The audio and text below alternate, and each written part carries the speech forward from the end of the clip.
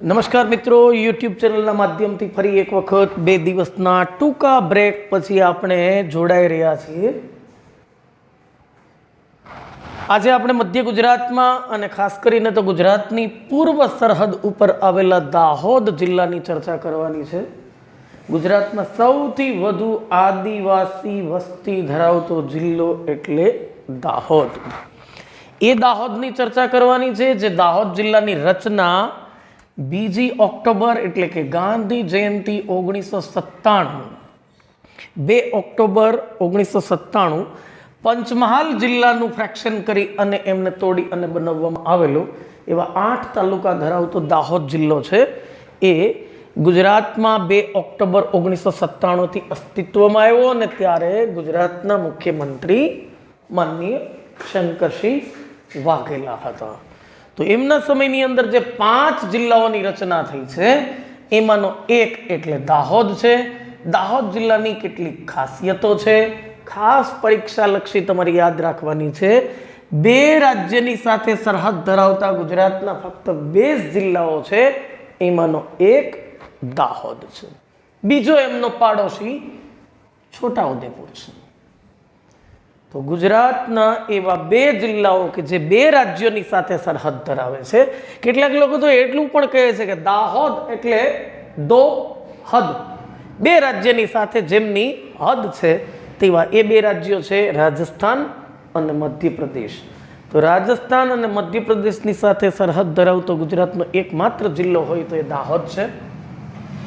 ગુજરાતના એમના પાડોશીઓની વાત કરીએ તો ઉત્તર દિશાની અંદર મહીસાગર જિલ્લો જોવા મળે છે, પશ્ચિમમાં પંચમહાલ જોવા મળે છે, જેમાંથી એમનું સર્જન થયું છે 1997માં।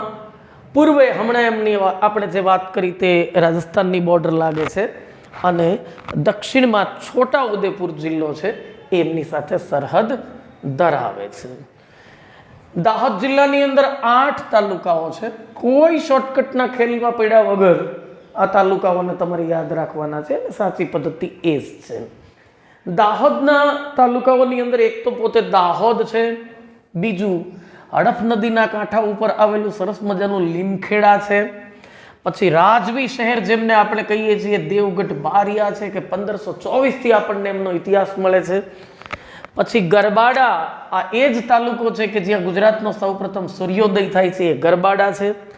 ધાનપુર તાલુકો છે, ઝાલોદ તાલુકો છે, ફતેપુરા તાલુકો છે, સૌરાષ્ટ્રની અંદર આવતા મોટા ભાગના આદિવાસી મજૂરો છે એમનો તાલુકો ફતેપુરા હોય છે, અને સંજેલી કે જે નવરચિત છે 2013માં જ આ તાલુકાની રચના થઈ છે, એના પહેલા આ તાલુકો નહોતો, અગાઉના તાલુકા તો ઓલરેડી હતા જ। તો એ નવરચિત એવો સંજેલી તાલુકો છે એ પણ છે। તો સંજેલી, ફતેપુરા, ઝાલોદ, ધાનપુર, ગરબાડા, દેવગઢ બારિયા, લીમખેડા, દાહોદ, આ 8 તાલુકાઓ છે એ તમારે યાદ રાખવાના છે। પરીક્ષામાં કયો તાલુકો કયા જિલ્લામાં આવેલો છે એના ઉપર પણ પ્રશ્નો આપણને પૂછાય છે, એટલે બી રેડી। આપણે વાત કરીએ દાહોદના મુખ્ય મથક દાહોદની। દાહોદનું પ્રાચીન નામ દધીપત્ર છે, એનું એક નામ દધીપુરા નગર પણ છે। મુઘલ સમ્રાટ ઔરંગઝેબ છે એમનું જન્મ સ્થળ દાહોદ છે। ઈસવીસન 1618માં ઔરંગઝેબનો જન્મ દાહોદમાં થયેલો। આ પ્રશ્ન જુદી રીતે પણ પૂછાય છે કે ક્યાં એકમાત્ર મુઘલ બાદશાહનું જન્મ સ્થાન ગુજરાતમાં છે, તો ઔરંગઝેબ છે। અહીંયા શા માટે જન્મ થયો? કારણ એક જ છે કે 1605 થી 1627નો સમય છે, જહાંગીરનો સમય છે મુઘલ બાદશાહનો દિલ્હીમાં, અને એના પુત્ર શાહઝાદા ખુર્રમ, જેને આપણે શાહજહાં તરીકે ઓળખીએ છીએ, એ શાહજહાં છે ગુજરાતના સુબા હતા। તો સ્વાભાવિક છે ગુજરાતમાં જ રહેતા હોય, અને ત્યારે એ સુબા તરીકે ગુજરાતમાં હતા ત્યારે એમના પુત્ર ઔરંગઝેબનું જન્મ થયેલો, એટલા માટે આ મુઘલ બાદશાહ છે એમનો જન્મ આપણે અહીંયા ગુજરાતમાં દાહોદ ખાતે છે। એક બીજી ઐતિહાસિક ઘટના જોડાયેલી છે, છાબ તળાવ દાહોદની અંદર આવેલું છે, જેને દાહોદનું ઘરેણું, દાહોદનું આભૂષણ એ નામે ઓળખવામાં આવે છે। આ છાબ તળાવ છે એમને માટે પણ એવું કહેવાય છે કે સિદ્ધરાજ જયસિંહે જ્યારે માળવા ઉપર આક્રમણ કર્યું ત્યારે અહીંયા એમણે પોતાનો રસાલો છે એમને વિશ્રાંતિ માટે ઉતારેલો અને એક જ રાત્રિની અંદર આખું તળાવ છે એ બાંધવામાં આવેલું. તો આ પણ ડેપ્થમાંથી માહિતી નીકળે. ગુજરાતનું કયું તળાવ ફક્ત એક જ રાત્રિની અંદર નિર્માણ પામ્યું હોવાનું કહેવાય છે. અને કોના સમયમાં? સિદ્ધરાજ જયસિંહની છાવણી અહીંયા હતી. ક્યારે? માળવા ઉપર જ્યારે એ યશોવર્મા ઉપર ચડાઈ કરવા માટે જઈ રહ્યો હતો ત્યારે વાયા અહીંથી નીકળ્યો અને ત્યારે એમણે એક રાત્રિમાં પોતાના સૈનિકો દ્વારા જે તળાવની રચના કરી એમનું નામ છાબ તળાવ છે. છાબ તળાવને દાહોદનું આભૂષણ તરીકે ઓળખવામાં આવે છે. સમગ્ર ગુજરાતમાં સૌથી વધુ મકાઈનું ઉત્પાદન કોઈ જિલ્લો કરતો હોય તો એ દાહોદ કરે છે. એટલું જ નહીં, પણ ગુજરાતના અન્ય ક્ષેત્રની મકાઈ અને દાહોદની જમીન એવી છે કે એમની મકાઈ એમાં જમીન આસમાનનો ફરક છે. એટલે અહીંની મકાઈ ખૂબ પ્રખ્યાત છે, વર્લ્ડ ફેમસ છે. તો સૌથી વધુ મકાઈનું ઉત્પાદન કરનારો જિલ્લો પણ દાહોદ છે. અહીંની મકાઈ પ્રખ્યાત પણ છે અને એને માટેનું જ એક સંશોધન કેન્દ્ર આવેલું છે જેને આપણે કહીએ છીએ હિલ મિલેટ રિસર્ચ સેન્ટર. દૂધમતી નદીના કાંઠા ઉપર આવેલું છે દાહોદ. દાહોદ છે દૂધમતી નદીના કાંઠા ઉપર આવેલું છે. અહીંયા પર્વતીય પ્રદેશનો બાજરો છે એ પણ જાણીતો છે, મકાઈ પણ જાણીતી છે. એટલે હિલ મિલેટ રિસર્ચ સેન્ટર પણ સ્વાભાવિક રીતે અહીંયા છે. મકાઈનું ઉત્પાદન પણ અહીંયા થાય છે. દૂધમતી નદીના કાંઠા ઉપર દાહોદ આવેલું છે. દધીચી આશ્રમ અહીંયા આવેલો હતો જૂના સમયની અંદર. આમાં કન્ફ્યુઝન ન થાય એ ધ્યાન રાખજો. દધીચી ઋષિનો આશ્રમ સાબરમતીના કાંઠા ઉપર અમદાવાદમાં પણ છે. બાપુનો જે આશ્રમ છે એમની બિલકુલ સામેના ભાગની અંદર દધીચી આશ્રમ છે. તો સાબરમતી આશ્રમની પાસે પણ અમદાવાદમાં દધીચી આશ્રમ છે. અહીંયા પણ દધીચી આશ્રમ છે. તો દધીચી આશ્રમ બે જગ્યા ઉપર તમને જોવા મળે છે. અને આ એ જ ઋષિ છે કે જે ઋષિએ માનવ કલ્યાણના કાર્યો માટે અને દેવતાઓના કાર્ય માટે, અસુરોના નાશ કરવા માટે, ઇન્દ્રનું વજ્ર બનાવવા માટે પોતાના હાડકા જીવતો જીવિત આપી દીધા હતા. મૃત્યુ પછી તો અંગદાન કરે જ ઘણા લોકો, પણ અહીંયા એમણે જીવતા પોતાના અસ્થિઓ છે આપી દીધેલા એવા દધીચી છે. એમનો આશ્રમ અહીંયા આવેલો હતો. દાહોદની નજીક આવેલું છે બાવકા ગામ. આ બાવકા ગામની અંદર સોલંકી કાળનું એટલે કે 10મી સદીનું 10th સેન્ચુરીનું એક મોટું શિવાલય આવેલું છે.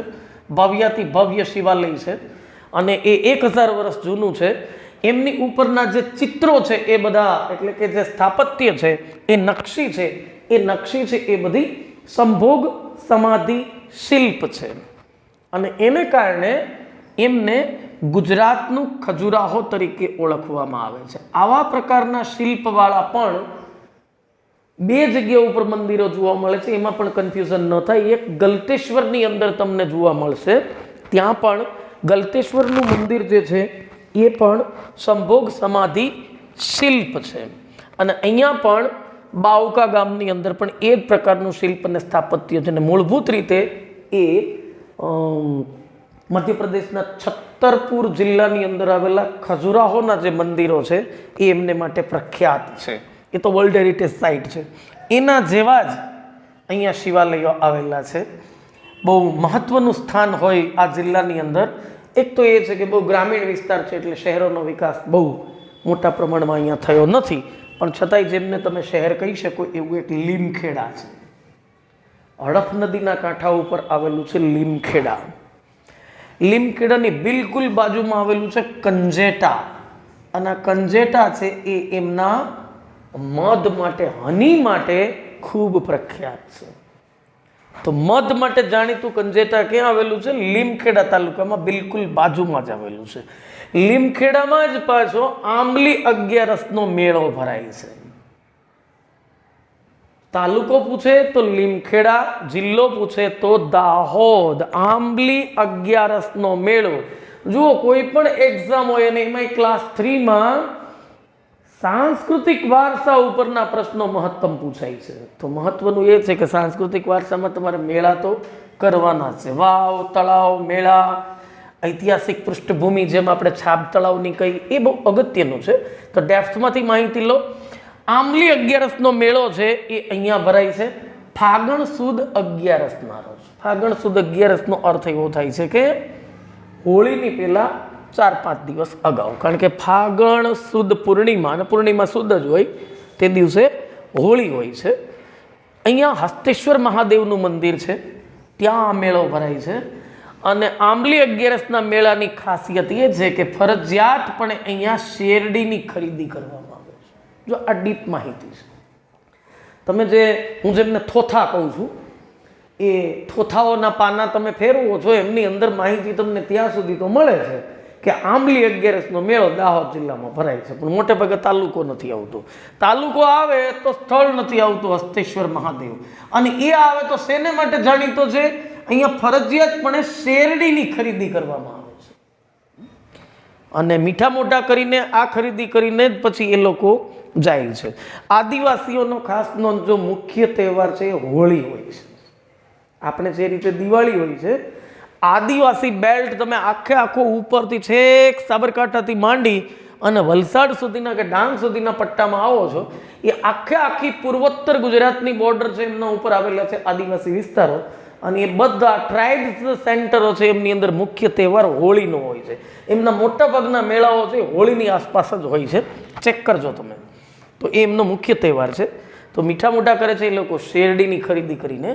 આ જ જિલ્લાની અંદર આવેલું છે રતનમહાલ રીંછ અભયારણ્ય. રતનમહાલ રીંછ અભયારણ્ય તાલુકો લીમખેડા છે. 1982માં 1982માં આ અભયારણ્યની સ્થાપના થઈ છે. સ્લોથ બિયર સેન્ચ્યુરી તરીકે પણ એમને ઓળખવામાં આવે છે. પરીક્ષામાં રીંછ અભયારણ્ય ન લખ્યું હોય અને સ્લોથ બિયર સેન્ચ્યુરી તો પણ ચાલે. બિયર એટલે રીંછ જ થાય છે, સેન્ચ્યુરી એટલે અભયારણ્ય થાય છે. 1982માં એમની સ્થાપના કરવામાં આવી છે. તો આટલી વસ્તુઓ તમારે યાદ રાખવાની છે લીમખેડામાંથી, કે લીમખેડાની સાથે જોડાયેલી બાબતો છે એટલી છે. એક અગત્યનું રજવાડી શહેર આ જિલ્લાની અંદર આવેલું છે દેવગઢ બારિયા. દેવગઢ બારિયા છે, બારિયા રાજવંશ ઉપરથી એમનું નામ પડેલું છે. રજવાડી શહેર છે અને અહીંયા દાળની મિલો આવેલી છે. તો દાળની મિલો માટે જાણીતું સ્થળ અથવા તો શહેર કયું છે? દેવગઢ બારિયા છે. અહીંયા એક ચાલે છે સહજ ઓર્ગેનાઇઝેશન નામની સંસ્થા, જેનું નામ છે મુવલિયા ફાર્મ. મુવલિયા ફાર્મ એ સહજ ઓર્ગેનાઇઝેશન દ્વારા ચલાવવામાં આવે છે, ને એમાં આદિવાસી હસ્તકળાના અપ્રતિમ નમૂનાઓ છે તૈયાર થાય છે, અને એમની વિશ્વભરની અંદર પાછું શો પણ થાય છે. એમને માટેના પાછા જુદી જુદી જગ્યા ઉપર એમનો પ્રચાર અને પ્રસાર પણ થાય છે. તો બહુ મોટા પાયા ઉપર આદિવાસી હસ્તકલા છે એને પ્રોત્સાહિત કરવા માટે, એમને વધુને વધુ આગળ લઈ જવા માટે સહજ ઓર્ગેનાઇઝેશન નામની સંસ્થા કામ કરે છે, અને એ મુવલિયા ફાર્મ દેવગઢ બારિયામાં છે. દેવગઢ બારિયા છે એમને આપણે ઐતિહાસિક એટલા માટે કહીએ છીએ કે આ શહેરની સ્થાપના ઈસવીસન 1524માં રાવલ ડુંગરપુર સિંહજીએ કરેલી છે. દેવગઢ બારિયાના સ્થાપક રાવલ ડુંગરપુર સિંહજી છે. 1524માં એમની સ્થાપના થયેલી છે. એ અર્થમાં જુઓ તો આપણા નવાનગર જામનગર છે એમના કરતાં પણ જૂનું આ શહેર છે, ભાવનગર કરતાં પણ જૂનું છે, રાજકોટ કરતાં પણ જૂનું છે, અને અમદાવાદની હરોળનું તમે કહી શકો 1400-1500ની આજુબાજુની અંદરનું. તો એ આપણું રજવાડી શહેર છે. રાવલ ડુંગરપુર સિંહજી છે એમના દ્વારા એમની સ્થાપના કરવામાં આવેલી, અને એના રાજવંશની અંદર 17મા રાજવી મહારાવળ જયસિંહજી બારિયા છે. જયસિંહજી બારિયા એ ઉચ્ચ શિક્ષણ સમિતિના સભ્ય પણ હતા. આદિવાસી વિસ્તારની અંદર શિક્ષણનો વધુ ને વધુ પ્રચાર અને પ્રસાર થાય, એમનો વ્યાપ વધે, લોકોમાં જાગૃતિ આવે અને પોતાની જૂની રૂઢિમાંથી નવા સમાજના આયામો છે એમની સાથે એ જુગપદ નિર્વાહ કરી શકે અને આગળ વધી શકે, એ માટે પ્રયત્ન કરેલો મહારાવળ જયસિંહજી બારિયાએ. તો ઉચ્ચ શિક્ષણ સમિતિના સભ્ય પણ હતા અને વર્લ્ડ ઓલિમ્પિક્સના સભ્ય પણ હતા. ઓલિમ્પિક્સ રમતોત્સવની અંદર એમણે એક મેમ્બર તરીકે પાર્ટિસિપેટ પણ કરેલું. તો એક સરસ મજાના રમતવીર પણ હતા, અને એટલે જ એમની યાદમાં આજની તારીખે ગુજરાત સરકાર દ્વારા જયદીપસિંહજી રમતગમત એવોર્ડ આપવામાં આવે છે. તો એ જયદીપસિંહજી એવોર્ડ જે છે એ આ દેવગઢ બારિયાના 17મા રાજવીના નામ ઉપરથી છે. વધુ એમ પણ તમે કહી શકો કે હડપ નદીના કાંઠા ઉપર આવેલું છે ને આ જ સ્થળ ઉપર પૂર્વ ગ્રામીણ ઓલિમ્પિક્સનું આયોજન થાય છે. ગુજરાતની અંદર પૂર્વ ગ્રામીણ ઓલિમ્પિક્સનું આયોજન દેવગઢ બારિયા દાહોદ જિલ્લાની અંદર થાય છે. પશ્ચિમ ગ્રામીણ ઓલિમ્પિક્સનું આયોજન તરણેતરમાં થાય છે, આપણા સૌરાષ્ટ્રની અંદર, જિલ્લો સુરેન્દ્રનગર. તો પૂર્વ ગ્રામીણ ઓલિમ્પિક્સ અને પશ્ચિમ ગ્રામીણ ઓલિમ્પિક્સની તમને ખબર હોવી જોઈએ. પશ્ચિમ ગ્રામીણ ઓલિમ્પિક્સ છે સૌરાષ્ટ્રની અંદર તરણેતરના મેળા દરમિયાન થાય છે. અહીંયા પૂર્વ ગ્રામીણ ઓલિમ્પિક્સ છે એમનું આયોજન દેવગઢ બારિયામાં થાય છે. દેવગઢ બારિયા તાલુકાની અંદર ગ્રેફાઇટની ખાણો આવેલી છે. જે તમારી પેન્સિલની અંદર જે વપરાય છે એ ગ્રેફાઇટ છે, બરાબર. એ ગ્રેફાઇટની ખાણો છે એ અહીંયા આવેલી છે. આ જિલ્લાની અંદરના અગત્યના સાંસ્કૃતિક મેળાવડા ક્યાં ક્યાં છે એમની ચર્ચા કરીએ તો અગત્યનો મેળો છે ગાય ગૌહટ્ટીનો મેળો. ગાય ગૌહટ્ટીનો મેળો, આ મેળો છે એ ગરબાડા ખાતે ભરાય છે. ગરબાડા છે એક તાલુકા મથક પણ છે અને દાહોદ જિલ્લાનું ગરબાડા છે ત્યાં ગુજરાતનો સૌ પ્રથમ સૂર્યોદય થાય છે, બરાબર. તો એ રીતે પણ તમે કહી શકો. કવિ નાનાલાલની ભાષામાં કહીએ તો સૂર્યનું પ્રવેશ દ્વાર એટલે દાહોદ જિલ્લો. તો ગુજરાતમાં સૌ પ્રથમ સૂર્યોદય કયા જિલ્લામાં થાય છે? દાહોદમાં. કયા સ્થળે થાય છે? ગરબાડામાં. અને સૌથી છેલ્લો અસ્ત ક્યાં થાય છે? કચ્છ જિલ્લાની અંદર સિરક્રીક ખાતે, બરાબર. અને એ સ્થળ છે ગુજરાતનું જ નહીં ભારતનું પણ છેવાડાનું સ્થળ છે. એટલે ભારતમાં સૌથી છેલ્લે સૂર્યાસ્ત થતો હોય તો એ સિરક્રીકમાં કચ્છની અંદર થાય છે. ગુજરાતમાં પણ સૌથી છેલ્લે સિરક્રીકમાં થાય છે. પણ સૌથી પહેલો સૂર્ય ઉગે છે આપણે અહીંયા ગરબાડાની અંદર. ગરબાડામાં ગાય ગૌહટ્ટીનો મેળો ભરાય છે કારતક સુદ પડવાના દિવસે. એટલે આપણે જેમને બેસતું વરસ કહીએ છીએ, વિક્રમ સંવતનું બેસતું વરસ, તો પડવાના દિવસે આયોજન થાય છે. આ આયોજનની ખાસિયત એ છે કે પોતાના પાલતુ પશુઓ છે એમને, જે કાંઈ પાલતુ પશુઓ છે, પેટ એનિમલ્સ છે, એને બધાને શણગારવામાં આવે છે. શણગારીને ગામની ભાગોળમાં લઈ જવામાં આવે છે. સરસ મજાના શિંગડા એમના શરીરની ઉપર, એમાં ભરત ગૂંથેલા એવા બધા વસ્ત્રો એમને પરિધાન કરાવવામાં આવે છે. એવા શણગારેલા ખાસ કરીને ગાયો છે એમને લઈ જવામાં આવે છે. અને અમુક પ્રદેશોની અંદર તો એવું પણ જોવા મળે છે કે ગાય ગૌહટ્ટીના મેળાની અંદર રસ્તાની અંદર યુવાનો અને યુવતીઓ છે એ બજારમાં સૂઈ જાય છે અને ગાયો એમની ઉપરથી પસાર થઈ જાય છે, પણ છતાંય આશ્ચર્યની બાબત છે કોઈને કશી ઈજા થતી નથી. એવું અહીંયા પશુને શણગારવા માટેનો જે મેળો છે, ગાય ગૌહટ્ટીનો મેળો છે, એ ગરબાડા ખાતે છે. પહેલો વહેલો સૂર્યોદય ગુજરાતની અંદર પણ ગરબાડામાં થાય છે.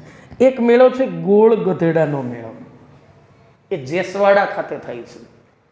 આમાં ગોળ ગધેડો, ગાય ગૌહટ્ટી, ગરબાડા, જેસવાડા, કન્ફ્યુઝન ન થાય એ ધ્યાન રાખવાનું. ગોળ ગધેડાનો મેળો છે જેસવાડામાં થાય છે. હોળી બાદ 5મા દિવસે એમનું આયોજન થાય છે દર વર્ષે. અને આ એક પ્રકારનો સ્વયંવર છે.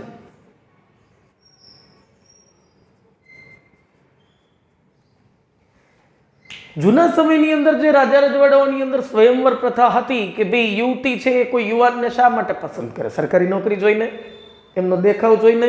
ન, બિલકુલ નહીં. એ એમની અંદરની ક્ષમતા કેટલી છે એમને જોઈને. ક્ષમતા સિદ્ધ કરવા માટે રજવાડાઓની અંદર તો ઘણી બધી એવી કસોટીઓ છે એ રાખવામાં આવતી, જેમ કે આપણે અર્જુનના મત્સ્યવેદની, કે ભગવાન રામ છે એમના સીતા સ્વયંવરની અંદર ધનુષ્ય ભંગની, કે એવી બધી વાતો આપણે સાંભળી છે. અહીંયા આદિવાસીઓ છે એક ખાસ પ્રકારની એક કસોટી જ રાખે છે. આ કસોટીની અંદર જે લગ્નવાંછુ યુવકો હોય છે એ યુવકો છે એ બધા એમની અંદર પાર્ટિસિપેટ થાય છે. સામા છેડે એના સ્પર્ધાની અંદર જે કુંવારી કન્યાઓ, આદિવાસી કન્યાઓ છે એ પણ એમાં ભાગ લે છે, પાર્ટિસિપેટ થાય છે. એક ઊંચું ઝાડ હોય છે અને ઝાડની ઉપર ગોળની પોટલી બાંધી દેવામાં આવે છે. નજીકમાં એક ઝાડ હોય છે ને એ ઝાડની ઉપર ગોળની પોટલી બાંધી દેવામાં આવે છે. પછી યુવાનો છે એ બધાને જ્યારે આ સ્પર્ધા શરૂ થાય ત્યારે બધા જ યુવાનો છે એ 3, 2, 1 સેટ ગો બધા એક સાથે નીકળે છે. લક્ષ્ય આપવામાં આવ્યું છે કે ગોળની પોટલી તમારે ઉતારી લેવાની છે. કયો વ્યક્તિ પેલો ગોળની પોટલીને ઉતારી લે ઝાડ ઉપર ચડીને? તમે કહેશો બહુ સરળ છે, દોડીને જે પેલો જાય. પણ રસ્તામાં કુંવારી કન્યાઓ ઊભી હોય છે, આદિવાસી કન્યાઓ, હાથમાં લાકડી હોય છે. એ એમને રોકવાનો પ્રયત્ન કરે છે, આડેધડ એમની ઉપર લાકડીઓ વીંજે છે. એ લાકડીઓ ખાતી જવાની, માર ખાતો જવાનો, એ બધા અવરોધોને પાર કરતું જવાનું, ઝાડ ઉપર ચડી જવાનું. તો ઝાડની ડાળખીઓ ઉપર પણ આદિવાસી કન્યાઓ બેઠેલી હોય છે, ત્યાં પણ લાકડીઓ ફટકારે. એ બધાનો મુકાબલો કરી અને જે યુવાન છે એ આ ગોળ ઉપરથી ઉતારે છે, પોટલી ઉતારે છે, એમને વિજેતા ઘોષિત કરવામાં આવે છે. અને વિજેતા થયેલો યુવાન એને ફળ સ્વરૂપે એ પાર્ટિસિપેટ થનારી જેટલી કુંવારી કન્યાઓ છે એમાંથી કોઈ પણ કન્યા છે એમની પસંદગી કરવાની છૂટ મળે છે. મારે આની સાથે વિવાહ કરવા છે. એટલા માટે આ એક પ્રકારનો સ્વયંવર છે. ગોળ ગધેડાનું નામ એટલા માટે રાખવામાં આવ્યું હોઈ શકે, ગોળની પોટલી લાવવાની છે ને ગધેડાની જેમ માર ખાવાનો છે. ગધેડા જેટલો તમે માર ખાવ ત્યારે તમને ગોળ મળે. આ ગોળ ગધેડાનો મેળો છે એક પ્રકારનો સ્વયંવર છે. હોળી બાદ 5મા દિવસે એમનું આયોજન થાય છે. દાહોદ જિલ્લાની અગત્યની હાઇલાઇટ પણ આપણે જોઈ શકીએ છીએ કે પાનમ, હડપ એ અગત્યની નદી છે આ જિલ્લાની અંદર આવતી. અનાસ નદી પણ છે, કાલી નદી પણ છે. એ અગત્યની નદીઓ છે. એની આદિવાસી વિસ્તાર છે એટલે વનરાજી ઘણી બધી છે, પણ સાક્ષરતાની બાબતની અંદર આ બહુ નબળો જિલ્લો છે. સૌથી ઓછી ગ્રામીણ સાક્ષરતા દાહોદ જિલ્લામાં છે. રૂરલ લિટરેસી રેટ ગુજરાતમાં સૌથી ઓછો હોય તો અહીંયા છે. એટલું જ નહીં, સૌથી ઓછી પુરુષ ગ્રામીણ સાક્ષરતા પણ અહીંયા છે. મેલ લિટરેસી. સૌથી ઓછી સ્ત્રી સાક્ષરતા હોય તો પણ અહીંયા છે. સૌથી ઓછી પુરુષ સાક્ષરતા, સૌથી ઓછી સ્ત્રી સાક્ષરતા, સૌથી ઓછી ગ્રામીણ સાક્ષરતા, સૌથી ઓછી ગ્રામીણ પુરુષ સાક્ષરતા, સૌથી ઓછી ગ્રામીણ સ્ત્રી સાક્ષરતા અને સૌથી વધુ આદિવાસી વસ્તી ગુજરાતમાં કયા જિલ્લામાં છે? દાહોદમાં છે. સૌથી વધુમાં આદિવાસી વસ્તી, સૌથી ઓછીમાં બધી જ સાક્ષરતાઓ છે સૌથી ઓછી અહીંયા છે. પુરુષ, સ્ત્રી, ગ્રામીણ પુરુષ, ગ્રામીણ સ્ત્રી, આ બધી લિટરેસીમાં આ બહુ નબળો જિલ્લો છે. સાક્ષરતાની બાબતની અંદર ખૂબ નબળો કહી શકાય એવો આ દાહોદ જિલ્લો છે. બહુ ટૂંકો છે અને આપણે એમને ટોટલી રિઝલ્ટ ઓરિએન્ટેડ અને એક્ઝામિનેશન ઓરિએન્ટેડ પરીક્ષામાં કેટલું આમાંથી અગત્યનું છે એ બધી જ વસ્તુઓ છે એ લઈ લીધી છે. નોટ બનાવતા રહેજો, અમારી સાથે જોડાયેલા રહેજો. આપણું મિશન છે એમને આગળ વધારતા રહેજો. વધુમાં વધુ તમારા મિત્રો સુધી માહિતી શેર કરતા રહેજો અને આ જ રીતે આપણે 33 જિલ્લાઓ છે એમની સફર છે એમને પૂર્ણ કરવાની છે. વધુ આવતીકાલે. આજે બસ આટલું જ. Take care and good bye. Thank you.